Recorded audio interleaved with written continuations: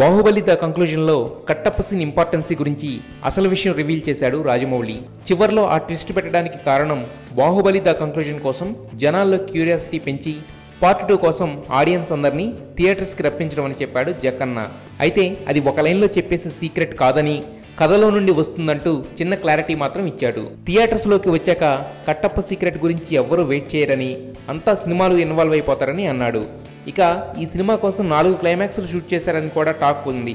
ఆ ప్రశ్నకు సమాధానంగా ఒక క్లైమాక్స్ షూట్ చేసేసరికి ఓపిక అయిపోయిందంటూ హ్యూమరస్ రిప్లై ఇచ్చాడు. అయితే ట్రైలర్ చూస్తే అది నిజమే అనే విషయం అర్థమవుతుంది. మిగతా అన్ని క్యారెక్టర్స్ మధ్య జరుగుతున్న ఎమోషనల్ డ్రామా, అలాగే కాలకేయుల్ని మట్టి కరిపించిన మాహిష్మతిలో అంతర్యుద్ధం వంటి సీన్స్ ఊహలకు అందకుండా చిత్రీకరించారని యూనిట్ సభ్యులు అంటున్నారు.